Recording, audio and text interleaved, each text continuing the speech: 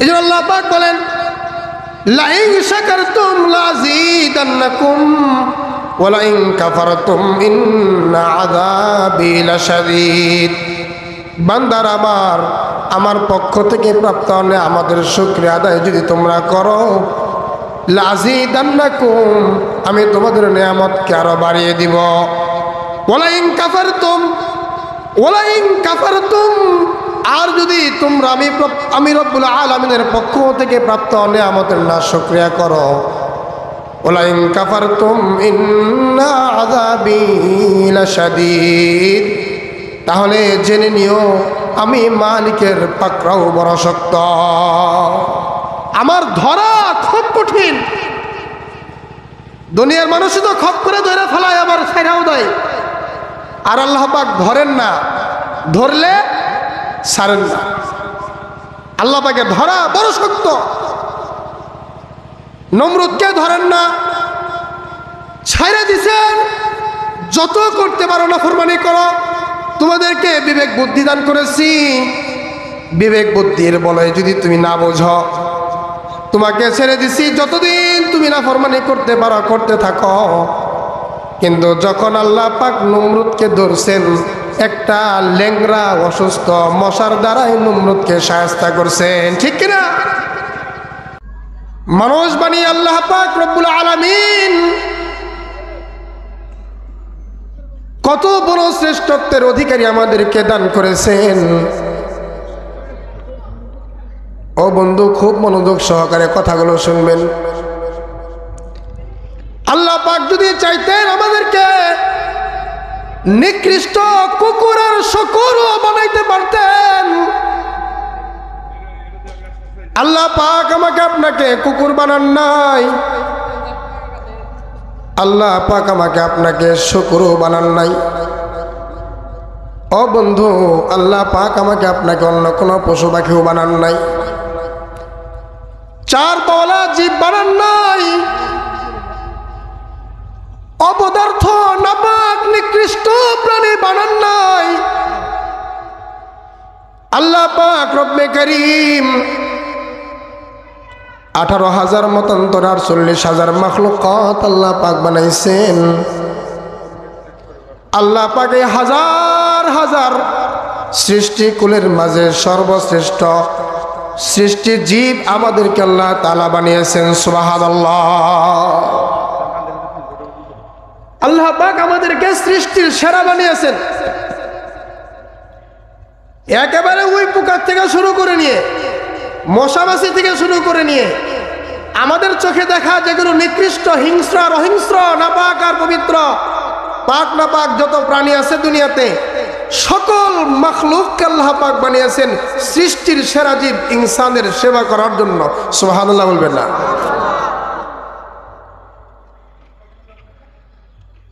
আমাদের চোখে দেখা অনেক প্রাণী আছে যেগুলো কষ্টদায়ক।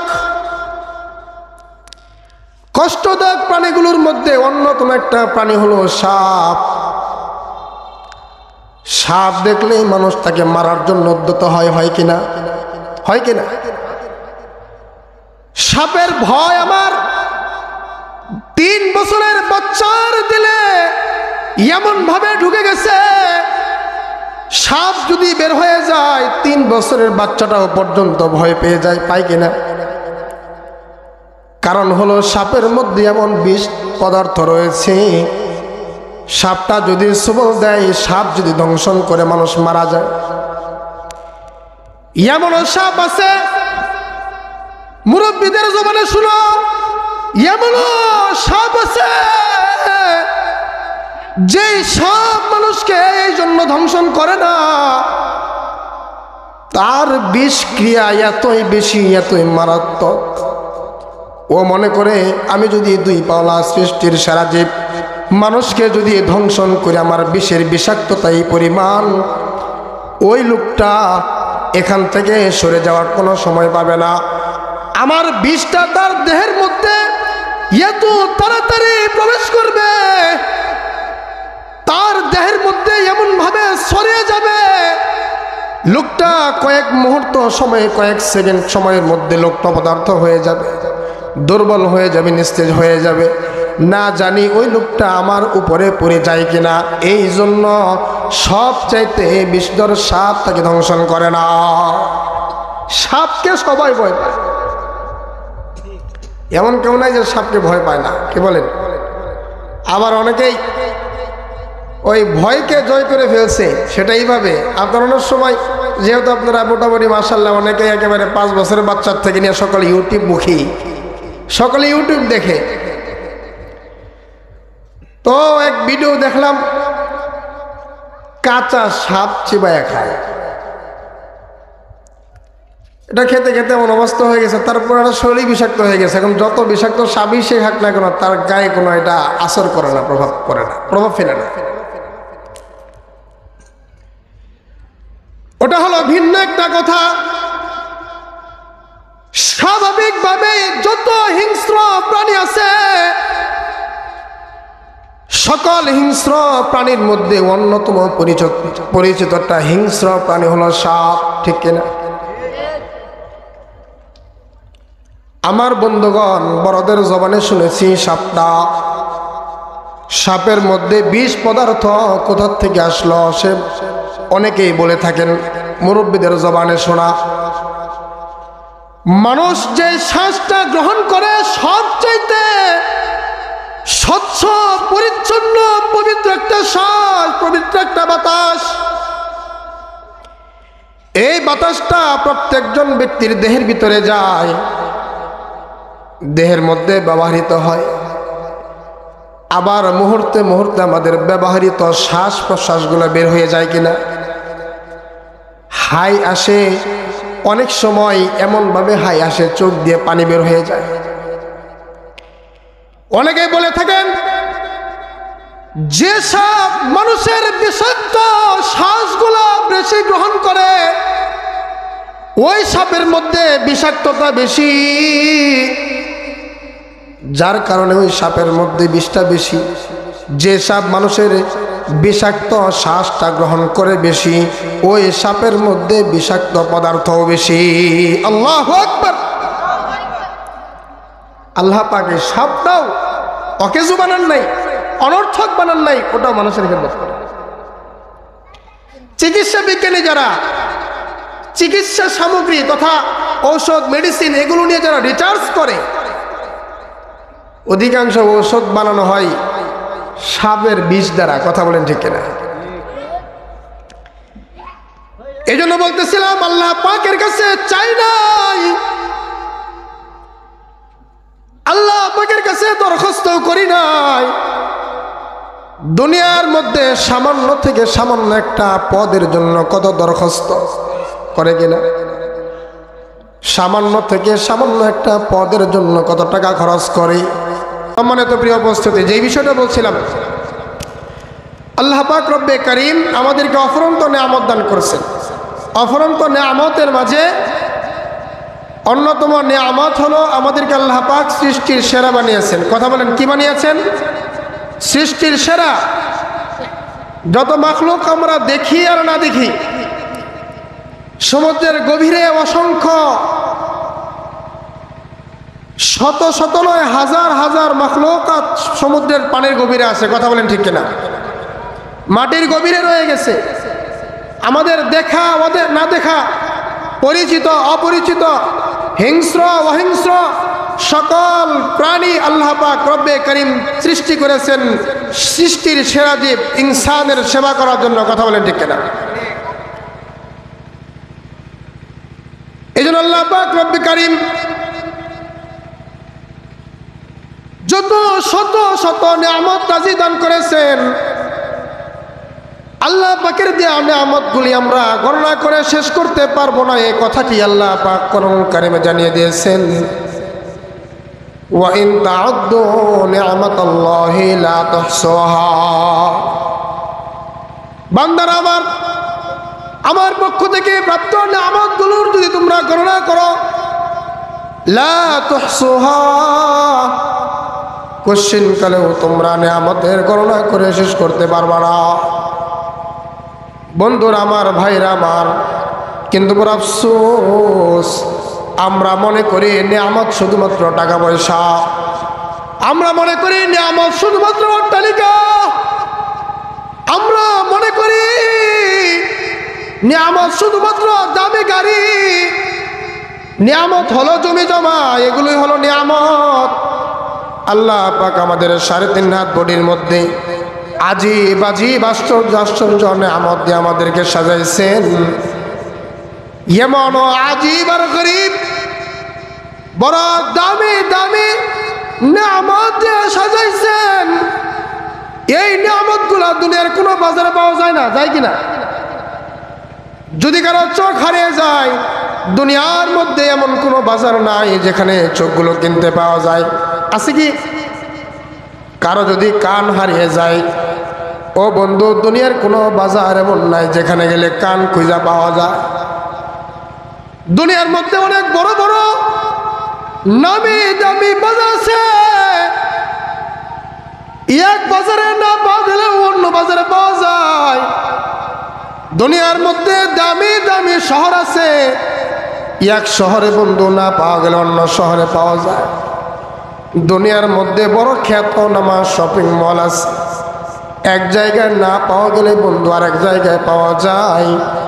কিন্তু আল্লাহ পাক রব্বে করিম আমাদেরকে এমন আজিব আজিব নিয়ামত দিয়ে সাজাইছেন, এগুলো ওই দুনিয়ার এমন কোনো বাজার নাই যেখানে পাওয়া যায়, ঠিক কিনা? কোনো বাজার এমন নাই যেখানে গেলে কানের পর্দা ফেটে কান নষ্ট হয়ে গেছে। দুনিয়ার এমন কোনো বাজার নাই 1 কোটি টাকা খরচ করলে কানের পর্দা কিনতে পাওয়া যায়, কি বলেন, আছে? দুনিয়ার এমন কোনো বাজার নাই এক ব্যক্তির একটা হাত বিকলাঙ্গ হয়ে গেছে, এমন কোনো বাজার নাই যেখানে গেলে হাতটা আস্ত পাওয়া যায়। বন্ধুরা আমার, ভাইরা আমার, দুনিয়ার বাজারে সব পাওয়া যায়, কিন্তু এমন কোনো বাজার নাই যেই বাজারে পা কিনতে পাওয়া যায়। দুনিয়ার এমন কোনো বাজার নাই যেখানে গেলে বিবেক বুদ্ধি কিনতে পাওয়া যায়। এক ব্যক্তির পা নাই, যার পা নাই সে বুঝে পায়ের গুরুত্ব কি। একজনের হাত নাই, যার হাত নাই সে বুঝে হাতের মর্যাদা কি, হাতের গুরুত্ব কি। যার বন্ধু একটা চোখ নাই, সে বুঝে চোখের কাজটা কি, চোখের প্রয়োজনটা কি। একজনের পা আছে, হাত আছে, জবান আছে, চোখ আছে, কান আছে, কিন্তু তার দিমাগ কাজ করে না। ও বন্ধু, বুদ্ধি কাজ করে না। চেহারাটাও বাড়ি সুন্দর, দেহাটাও বড় সুঠাম দেহি। ওই পাবনার পাগলখানায় গেলে দেখবেন সুন্দর চেহারাওয়ালা সুঠাম দেহের অধিকার একজন মানুষ, তার সুন্দর 2টি হাত আছে, সুন্দর 2টি পা আছে, চোখ দুটিও বড় সুন্দর, কান আছে, সুন্দর মাথাও আছে, কিন্তু তার মাথার বুদ্ধি নাই, বিবেক শূন্য হয়ে গেছে। তার বিবেক বুদ্ধি সব হারিয়ে ফেলছে। দুনিয়ার এমন কোনো বাজার নাই যেখানে বুদ্ধি কিনতে পাওয়া যায়। আল্লাহ পাক ওরকম অসংখ্য অগণিত নিয়ামত দিয়ে আমাদেরকে সাজিয়ে রাখছে। আল্লাহ পাকের সেই সকল নিয়ামতগুলো যদি আমরা গণনা করি, গণনা করে শেষ করা যাবে।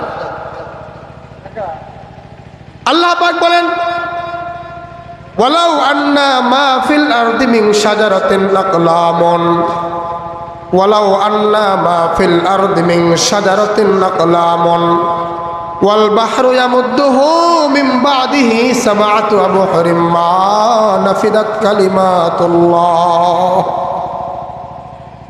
আল্লাহ পাক রব্বুল আলামিন বলেন, আসমানের নিচে জমিনের উপরে যত বৃক্ষ তরলতা আছে, সকল বৃক্ষ তরলতাগুলো যদি কলম বানিয়ে দেওয়া হয়, ওয়াল বাহরু ইয়ামুদ্দুহু মিন বাদিহি সাবআতু আবহুরিম মা নাফিদাত কালিমাতুল্লাহ।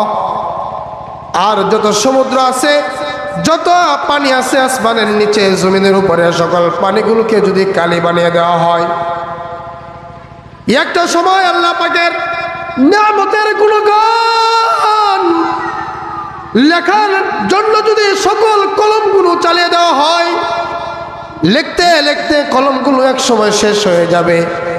সমুদ্রের পানি কালি হয়ে সেই কালিগুলো শেষ হয়ে যাবে, কিন্তু আল্লাহ পাকের গুণকীর্তন লিখে শেষ করা যাবে না। আল্লাহু আকবার।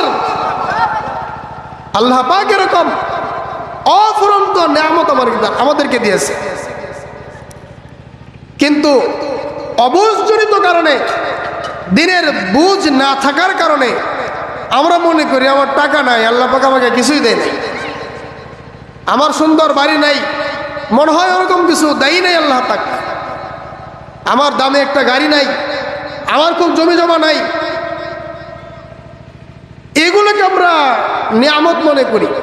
অথচ এর চাইতে গুরুত্বপূর্ণ হাজার সহস্র কোটি হাজার গুণ বেশি গুরুত্বপূর্ণ হলো আমার দুটা চোখ। কথা বলেন ঠিক কিনা? সবচাইতে গুরুত্বপূর্ণ আমার দুটি কান, জিহ্বা যেটার সাহায্যে আমরা কথা বলি, দুটি হাত এবং দুটি পা। এই জন্য আল্লাহ পাকের নিয়ামতের শুকরিয়া আদায় করা। যদি আল্লাহ পাকের নিয়ামতের শুকরিয়া আদায় করি, আল্লাহ পাক আমাদের নিয়ামত আরো বাড়িয়ে দিবেন। সুবহানাল্লাহ বলি। এই জন্য আল্লাহ পাক বলেন, লাইন শাকারতুম লাযীদান্নাকুম ওয়া লাইন কাফারতুম ইন্না আযাবি লাশাদীদ।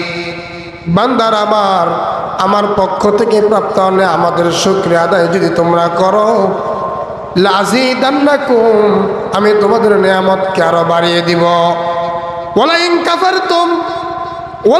কাফারতুম, আর যদি তোমরা আমি রব্বুল আলামিনের পক্ষ থেকে প্রাপ্ত নিয়ামতের না শুকরিয়া করো, ওয়া লাইন কাফারতুম ইন্না আযাবি লাশাদীদ, তাহলে জেনে নিও আমি মালিকের পাকড়াও বড় শক্ত, আমার ধরা খুব কঠিন। দুনিয়ার মানুষই তো খপ করে ধরে ফেলায়, আবার ছাইরাও দেয়, আর আল্লাহ পাক ধরেন না, ধরলে ছাড়েন না। আল্লাহ পাকে ধরা বড় শক্ত। নমরুদকে ধরেন না, ছাইরা দিছেন, যত করতে পারো না ফরমানি করো, তোমাদেরকে বিবেক বুদ্ধি দান করেছি, বিবেক বুদ্ধির বলয় যদি তুমি না বোঝো, তোমাকে ছেড়ে দিছি, যতদিন তুমি না ফরমানি করতে পারো করতে থাকো। কিন্তু যখন আল্লাহ পাক নমরুদকে ধরছেন, একটা ল্যাংরা অসুস্থ মশার দ্বারাই নমরুদকে শায়েস্তা করছেন, ঠিক কিনা? ফেরাউনকে ধরেন না। ফেরাউন এমন ক্ষমতা দেখিয়েছে, ফেরাউন এমন শক্তি প্রদর্শন করেছে, এমন বলয় দেখিয়েছে, ফেরাউন নিজের শাসনকে টিকিয়ে রাখার জন্য গর্ভবতী মায়েদের গর্ভ ছেদ করে পেট চিরে দেখেছে, সেই পেটের ভিতরে ছেলে নামে, যদি ছেলে থাকতো তাহলে সেটাকে জবাই করে দিত। নাউজুবিল্লাহ বলি। কারণ কি? ফেরাউন এই সন্তানদেরকে জবাই করতো কেন? দ্বিখণ্ডিত কেন করত?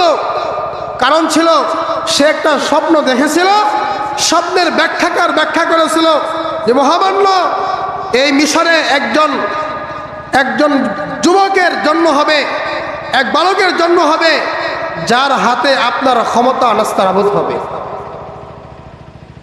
ফেরাউন তো চাই শুধু ক্ষমতা। যখন শুনতে পেল যে একটা বালকের হাতে আমার ক্ষমতা নাস্তানাবুদ হবে, আমার ক্ষমতা শেষ হবে, এই কোনো পুরুষ সন্তান দুনিয়াতে আসতে দেওয়া যাবে না। এই জন্য যত বালক ছিল, পুরুষ ছিল, সবাইকে সে ধরে ধরে জবাই করে দিল। যে সকল মহিলারা গর্ভবতী ছিল, তাদের পেট চিরে দেখতো যে পেটের ভিতরে পুরুষ না নারী, যদি পুরুষ সন্তান থাকতো ওটাকে জবাই করে দিত। এমন সীমাহীন জুলুম আর অত্যাচার করে নির্যাতনের স্ট্রিম রুলারকে পরিচালিত করেছিল সেই ফেরাউন। ফেরাউনকে যখন আল্লাহ পাক ধরেছেন, আর কিন্তু ছাড়েন নাই। এই জন্য আল্লাহ পাক ধরেন না, আল্লাহ পাক ঢিল দেন, ছেড়ে দেন,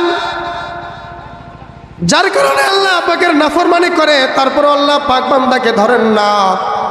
নামাজ পড়েন না তারপরও বান্দাকে ধরেন না, রোজা রাখে না তারপরও বান্দাকে আল্লাহ পাক ধরেন না, হজ ফরজ হয়ে গেছে হজ করেন না তারপরেও আল্লাহ পাক তাকে পাকড়াও করেন না, যাকাত ওয়াজিব হয়ে আছে আল্লাহ পাকের পক্ষ থেকে, আল্লাহর বান্দা যাকাত আদায় করে না তারপরেও আল্লাহ তাআলা বান্দাকে ধরেন না। কি বলেন? ধরেন না। সুদের লেনদেন করে, ঘুষের লেনদেন করে তারপরেও খপ করে ধরে ফেলেন না। মদ খায়, জুয়া খেলে, খারাপ আড্ডাবাজিতে যায়, আল্লাহ তাআলা ধরেন না, ছাড় দিয়ে দিছে। আল্লাহ তাআলা ছাড় দিছেন বন্ধু, আল্লাহ পাক কিন্তু একদিন ধরবেন, যেদিন আল্লাহ পাক ধরবেন সেদিন আল্লাহ তাআলা ছাড়বেন না। আল্লাহ পাকের ধরা বড় শক্তি, বড় ক্ষমতাধর, বড় সত্য আল্লাহ পাকের ধরা। আল্লাহ পাক যখন ধরেন তখন আর কাউকে ছাড়েন না। দুনিয়ার মধ্যে যত ক্ষমতাশালী হোক না কেন, যদি সুস্থ ধারায় একজন মার্ডারের আসামির শাস্তি হয়, তাহলে যদি ফাঁসির রায়ও হয়, এক পর্যায়ে ফাঁসির সাজাটাও মওকুফ করা হয়। কথা বলেন ঠিক কিনা? কিন্তু আল্লাহ পাকের পক্ষ থেকে যদি কোনো শাস্তি অবধারিত হয়ে যায়, এটা আর উঠিয়ে কেউ নিতে পারে না। আল্লাহ পাক ওটা দিয়েই দেন, আল্লাহ পাকের সাজা তার উপর প্রয়োগ করেই ফেলে। এই জন্য সর্বাবস্থায় শুকরিয়া আদায় করবো কার? সবাই বলে শুকরিয়া আদায় করবো কার? আল্লাহ পাকের। সুখে দুঃখে সর্বাবস্থায় শুকরিয়া জ্ঞাপন করবো একমাত্র আল্লাহ তাআলা। এই জন্য আল্লাহ পাকের অফরন্ত নজর নিয়ামতের মাঝে আমরা আছি। আল্লাহ পাক রব্বে কারীম দুনিয়ার হায়াতে জিন্দেগিতে এমন কিছু জিনিস দেন নাই যেগুলো আমাদের নিষ্প্রয়োজন, আমাদের প্রয়োজন না। আবার আমাদের এমনও নাই আল্লাহ তাআলা দেন নাই আমাদের জন্য প্রয়োজন, এমন কিছু আছে? একজন মানুষ হিসেবে, একজন প্রাণী হিসেবে, আল্লাহ পাকের আবেদ গোলাম হিসেবে চলার জন্য যা যা প্রয়োজন আল্লাহ তাআলা সব ঠিকঠাক দান করেছেন। দুটা চোখ দান করেছেন, দুটি কান দান করেছেন, সুস্থ দুটি হাত দান করেছেন, দুটি পা দিয়েছেন। এমন কোন মানুষ দুনিয়াতে নাই জন্মসূত্রে একটা পা দিয়েছেন, আছে?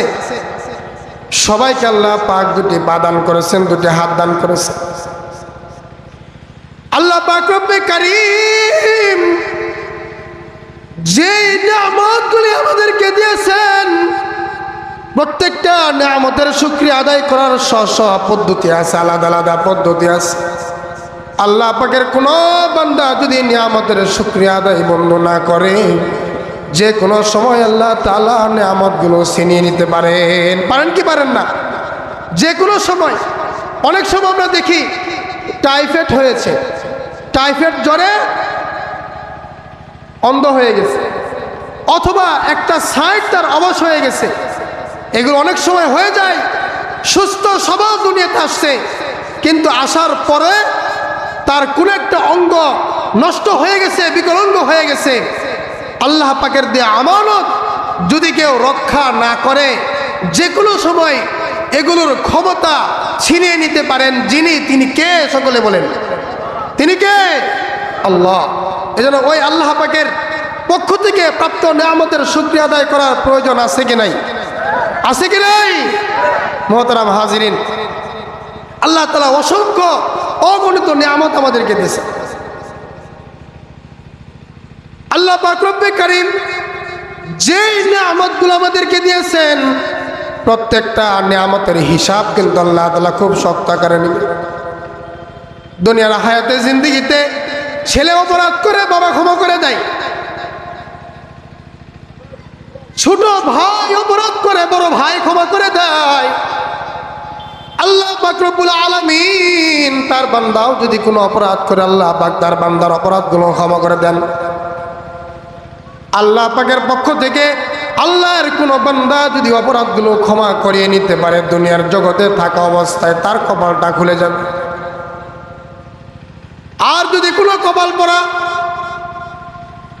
কোনো আমল করার মাধ্যমে, তওবা করার মাধ্যমে আল্লাহ পাকের পক্ষ থেকে তার গুনাহের মুক্তি যদি আল্লাহ পাকের কাছ থেকে গুনাহের ক্ষমা যদি চেয়ে না নিতে পারে, বন্ধু ওই অবস্থায় যদি তার মরণ হয়ে যায়, বড় ভয়ানক এক অবস্থা,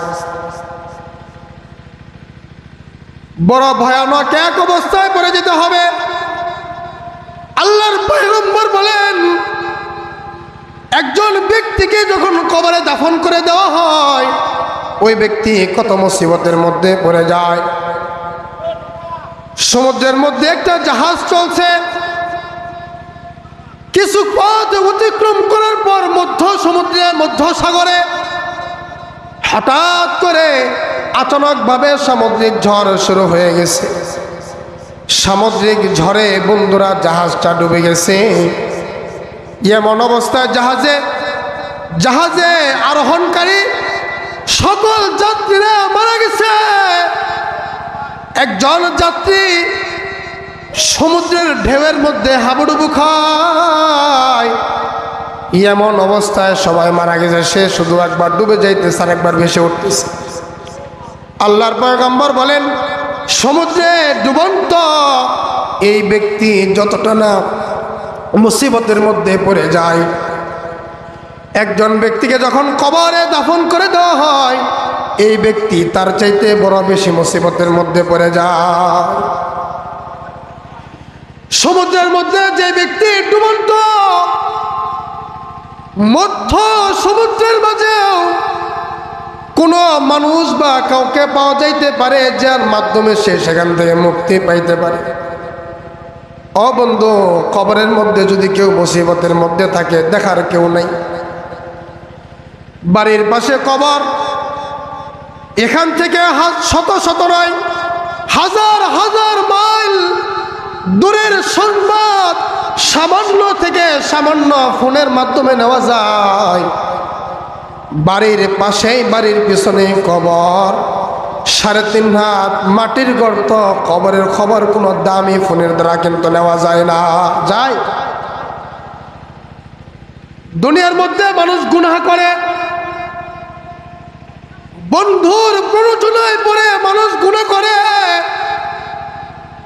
বিবিকে খুশি করতে যে মানুষ গুনাহ করে, সন্তানদের ভবিষ্যৎ করতে যে মানুষ গুনাহ করে, বন্ধুকে খুশি করতে যে মানুষ গুনাহ করে, সমাজবাসীদেরকে খুশি করতে যে মানুষ গুনাহ করে, বাবার আমার নেতারা তার প্রজাদেরকে খুশি করতে যে গুনাহ করে।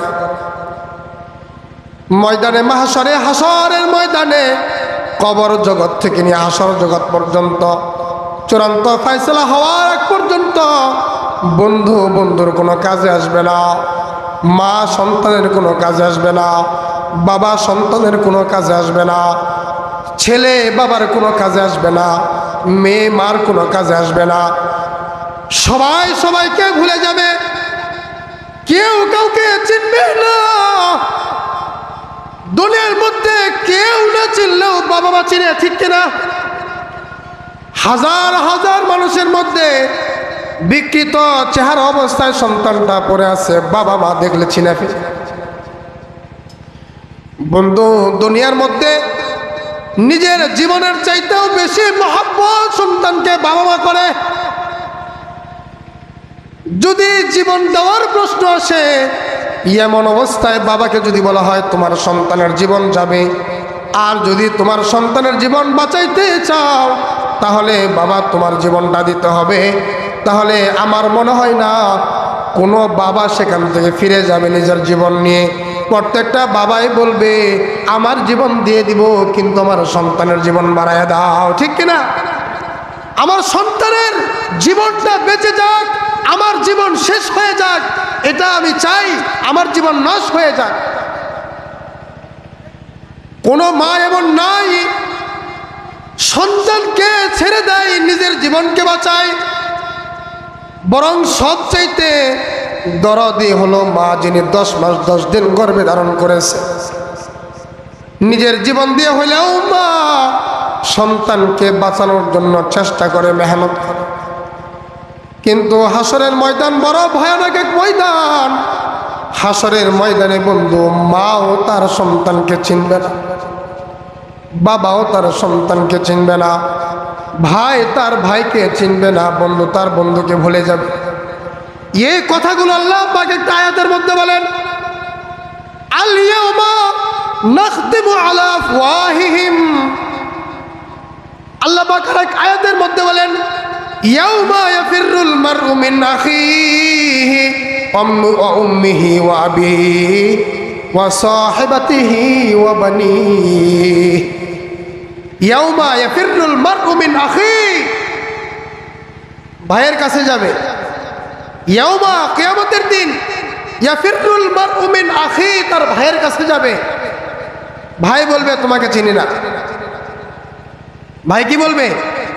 তোমাকে চিনি না। ওয়া উম্মিহি, তার মার কাছে যাবে, মা আমি একটু বিপদে পড়ে গেছি, দুনিয়ার মধ্যে তো আমাকে বিপদ থেকে উদ্ধার করার জন্য নিজের জীবনকে বাজি রাখতে, আমার মুখে খাবার তুলে দেওয়ার জন্য তুমি অনাহারে থাকতে, আমাকে পোশাক পরিয়ে তুমি নিজে শান্তি পেতে, তৃপ্তি লাভ করতে। আজকে তোমার কলিজার টুকরা আদরের দুলাল বিপদে পড়ে গেছে, একটা নেকি দাও। মা বলবে তোমাকে চিনি না। ইয়াউমা ইয়াফিরুল মারউ মিন আখিহি, তার ভাইয়ের কাছে যাবে। ওয়া উম্মিহি, তার মায়ের কাছে যাবে। ওয়া আবিহি, তার বাবার কাছে যাবে।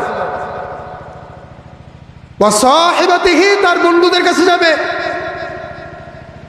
বন্ধু, দুনিয়াতে তোমার কথা শুই না একটু সিগারেটের মধ্যে টান দিছিলাম, তোমার কথা শুই না বন্ধু একটু সিনেমা হলে গেছিলাম। ও বন্ধু, তোমার কথা শুই না একটু মদ পান করছিলাম, একটু গাঁজা খেয়েছিলাম। তোমার কথা শুই না পরনারী তাকে দেখেছিলাম। তোমার কথা শুনে তোমার প্ররোচনায় পরিচিত হয়ে অন্য অপরিচিত নারীর সাথে অবৈধ রিলেশন করেছিলাম। ও বন্ধু, তোমার কাছের হৃদয়বান বন্ধু আজকে বিপদে পড়ে গেছে, তোমার বন্ধুকে একটু বাঁচায়া দাও। ওয়া সাহিবাতিহি, তার বন্ধুর কাছে যাবে। বন্ধু বলবে আমি তোমাকে চিনি না। বন্ধু কি বলবে? চিনি না। বর্তমান যুগে মানুষ যত গুনাহ করে, বেশিরভাগ গুনাহ করে অন্যকে খুশি করার জন্য। কথা বলেন ঠিক না ঠিক? নেতায় কনসার্টের আয়োজন করে, গানের আয়োজন করে, নর্তকী ভাড়া করে নিয়ে আসে তার শিষ্যদেরকে খুশি করার জন্য। চিন্তা করে আমি নেতা, যদি একটু ড্যান্স করাইতে পারি, এলাকার মানুষগুলো মজাইতে পারি, জমাইতে পারি, তাহলে আমার নেতাগিরি বেড়ে যাবে। কথা বলেন ঠিক কিনা? এই নেতাগিরি আর ক্ষমতার চেয়ার পাওয়ার জন্য সে গুনাহের পন্থা গ্রহণ করে নিয়ে গেছে। সে চিন্তা করে আল্লাহ পাকের পছন্দের জায়গায় স্পন্সর করলে এর দ্বারা মানুষে আমাকে চিনবে না। একটা গানের আয়োজন করি, ফ্যাটটা যাই করে টান দিবে আর মানুষগুলো হু করে উঠবে আর চিন্তা করবে কোন নেতা আয়োজন করছে রে, এক বাক্যে সবাই আমাকে চিনবে। কথা বলেন ঠিক কিনা? বেশিরভাগ গুনাহ মানুষ করে অন্যকে খুশি করার জন্য। আচ্ছা বলেন, আমি খোলামেলা কিছু কথা বলছি, আপনারা বিরক্ত হইতেছেন? আমার ঘরে যে 28 ইঞ্চি টিভি অথবা আরো বড় যে টিভি আছে, এগুলো কাকে খুশি করার জন্য? বিবিকে খুশি করার জন্য। অনেক সময় বিবি বলে তুমি কি পুরুষ না, তুমি কামাই করো না? অমুকের ঘরে কত বড় একটা টিভি, আর আমাকে টাকা পয়সা কি কম নাকি? আমার বাচ্চা কাচ্চা আরেকজনের ঘরে যে টিভি দেখে, আজকেই যাও 10,000 টাকা জমা দাও, বাকি টাকা কিস্তিতে বড় একটা টিভি নিয়ে আসো। শুধু বিবির দোষ না, আমাদেরও কিছু আছে। আমরা ঘর সাজানোর, ঘরের যে সাজানোর যে আসবাব আছে সেগুলোর মধ্যে টিভিকেও একটা উল্লেখযোগ্য আসবাব বানাই নিছে। কথা বলেন ঠিক কিনা? আমার মডার্ন বন্ধুরা যদি আসে, আয়সা বলে বন্ধু এই বর্তমানের আধুনিক যুগেও তোমার ঘরে একটা টিভি নাই, তুমি কোন ধরনের আধুনিক মানুষ? এই জন্য অন্যদেরকে খুশি করার জন্য বড় একটা টিভি ঘরের মধ্যে ঝুলাই দিছে। ও অন্যকে খুশি করার জন্য বন্ধু দাঁড়িয়ে রাখে না, অন্যকে খুশি করার জন্য বিভিন্ন ধরনের অপকর্মের মধ্যে লিপ্ত হয়ে আছে। কথা বলেন ঠিক কিনা? বর্তমান দুনিয়াতে মানুষ যত অপরাধ করে, যত গুনাহ করে, বেশিরভাগ গুনাহ করে অন্যকে খুশি করার জন্য। অথচ ময়দানে মাহশরে কেউ কাউকে ধরা দিবে না, কেউ কাউকে চিনবে না। যুবক ভাইরা আমার, আপনাদের অনেক বন্ধু আছে বর্তমানে যার ফ্রেন্ড সার্কেল নাই, তাকে মানুষ অমানুষ মনে করে, চিন্তা করে অত মানুষ না, অত গরু, ওর কোনো বন্ধু বান্ধব নাই। তুলনামূলকভাবে যারা নামাজ কালাম পড়ে, দাঁড়িয়ে রাখে, টুপি পরে, এদের সাথে কেউ বন্ধুত্ব করতে চায় না। কয় এরা মোল্লা মানুষ, মোল্লা মানুষের সাথে বন্ধু করিস না, সুবিধা করতে পারবি না। কথা বলেন ঠিক কিনা? যদিও কথাগুলো অবসলেও হচ্ছে, একদিক থেকে আরেক দিকে চলে যাইতেছি। বন্ধু গ্রহণ করার ক্ষেত্রে আল্লাহ পাক বলেন পবিত্র মানুষের সাথে বন্ধুত্ব করো, আল্লাহ পাকের পছন্দের ব্যক্তিদের সাথে তুমি বন্ধুত্ব তৈরি করো। এমন ব্যক্তিকে তোমার বন্ধু বানাও যার সাথে চললে তোমার ঈমান বাড়ে। এমন ব্যক্তিকে বন্ধু বানাও যার সাথে চললে তোমার আমল সুন্দর হয়। এমন ব্যক্তিকে বন্ধু বানাও যাকে বন্ধু বানাইলে তোমার চরিত্র উন্নত হয়। কিন্তু দুঃখজনক হলেও সত্য, বর্তমানের যুব সমাজ একজন আরেকজনকে বন্ধু বানায় যার মধ্যে দিনের ছিটে ফাটাটুকু নাই। যাদের বন্ধু আছে তারা রাগ করেন না, আজকে থেকে প্রতিজ্ঞাবদ্ধ হন, প্রত্যেকজন বন্ধুই পাক্কা সাচ্চা নামাজি হয়ে যাবেন ইনশাআল্লাহ। আল্লাহ পাক সকল বন্ধুদেরকে নামাজি বানায় দেন। জোরে বলি আমিন। আর একটু জোরে বলি না আমিন, আরো জোরে বলি আমিন। সবাই যদি ভালো হয়ে যায় কোনো সমস্যা আছে? চোর যদি ভালো হয়ে যায় তাহলে এলাকায় কোনো চোরের ভয় আছে? ডাকাত যদি ভালো হয়ে যায় এলাকায় কোনো ডাকাতির ভয় থাকতে পারে? জিনাখোর যদি ভালো হয়ে যায় তাহলে এলাকার কোনো মেয়েরা আতঙ্ক নিয়ে সমাজে চলবে না, বসবাস করবে না। কথা বলেন ঠিক কিনা?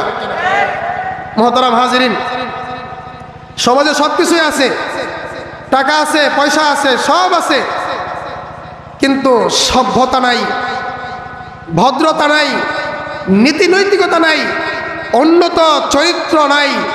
বর্তমানে উন্নত চরিত্রের বড় অভাব। কথা বলেন ঠিক কিনা? মুহতারাম হাজিরিন, আমি কয়েক মিনিটের ভিতরে আমার কথা রীতি টানবো। যেই কথা দিয়ে শুরু করেছিলাম অনেক দূর এগিয়ে গিয়েছি। আল্লাহ পাক অনেক নেয়ামত আমাদেরকে দান করেছেন। আল্লাহ পাকের দেয়া শত শত নেয়ামতের মাঝে অন্যতম শ্রেষ্ঠ নেয়ামত হলো সময়। নেয়ামত কি? সবচেয়ে দামি নেয়ামত হলো সময়। আপনি যদি সময় না পান নেক আমল করতে পারবেন? নেক আমল করার জন্য আল্লাহ পাকের নৈকট্য লাভ করবে একজন নেক আমলের দ্বারা। আল্লাহ পাকের দরগাহে, আল্লাহ পাকের দরবারে, আল্লাহ পাকের কাছে মর্যাদা উন্নীত হবে নেক আমলের দ্বারা। কিসের দ্বারা? নেক আমলের দ্বারা। আর নেক আমল করা সহজ হবে তখনই যখন সময় পাবে। সময় যদি না পায় তাহলে নেক আমল করা তার জন্য সহজ হবে না। কথা বলেন ঠিক কিনা? সময় পাইলেই হবে না, সময়টাকে কাজে লাগাইতে হবে। একজন পাইছে সময় 1000 বছর, কিন্তু 1000 বছর পুরাটা সময় তার শিরিক বেদাতের মধ্যে কেটে গেছে। এই ব্যক্তির 1000 বছর হায়াত পাওয়ার, জীবন পাওয়ার মধ্যে কোনো মূল্য নাই। কথা বলেন ঠিক কিনা? এক ব্যক্তি হায়াত পেয়েছে 24 ঘন্টা, কিন্তু সেই 24 ঘন্টা সেই ব্যক্তি ঈমানের উপর ছিল, পাক ও পবিত্র ছিল।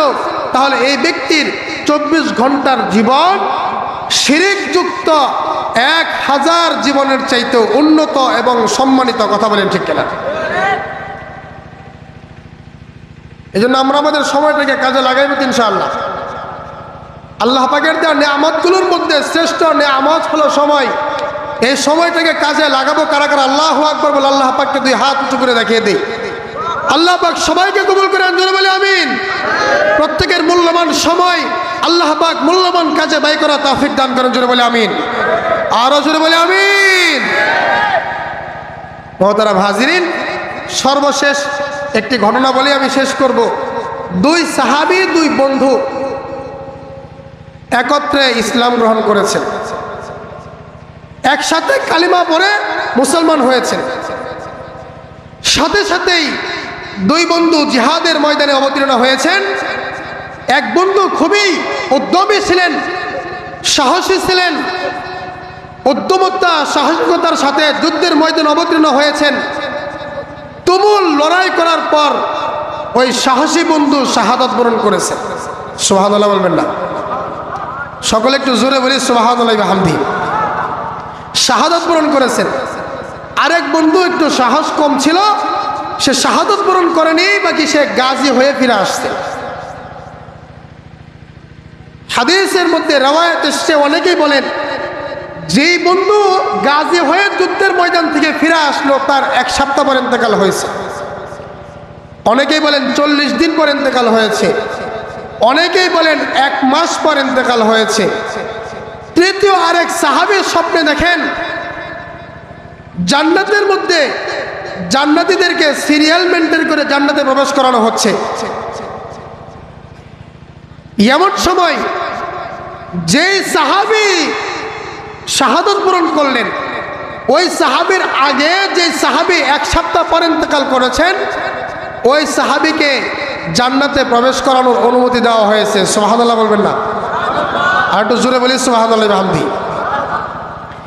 যে সাহাবী স্বপ্নে দেখলেন, উনি চিন্তা করলেন, হারে ঘটনা কি হলো? আমি তো জানি শহীদের মর্যাদা অনেক বেশি, একজন আবেদের চাইতে 1000 গুণ বেশি শহীদের মর্যাদা। তারপরে শহীদের আগে কেন সাধারণ একজন ইবাদত গুজারকে আগে জান্নাতে ডেকে নেওয়া হলো? এই বিষয়টি তার বুঝে আসলো না। এ কারণেই নবী করিম সাল্লাল্লাহু আলাইহি ওয়াসাল্লামের কাছে এসে তার স্বপ্নের ঘটনা আদুপান্ত বর্ণনা করলেন। এসে বলেন,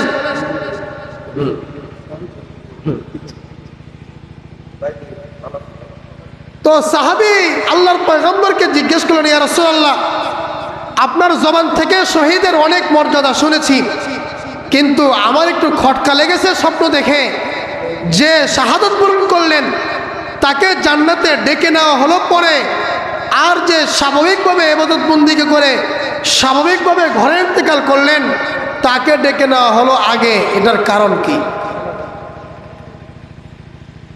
আল্লাহর নবী জনাবে মুহাম্মদুর রাসূলুল্লাহ সাল্লাল্লাহু আলাইহি ওয়াসাল্লাম বলেন, সাহাবীরে তুমি কি দেখো না যে সাহাবী 1 সপ্তাহ পর ইন্তেকাল করেছে, আর যে সাহাবী যুদ্ধের ময়দানে শাহাদাত বরণ করেছেন, এই সাহাবীর চাইতে যে সাহাবী 1 সপ্তাহ পর ইন্তেকাল করলো তার 1 সপ্তাহ 7 দিনের 5 ওয়াক্ত নামাজের আমল বেড়ে গেছে।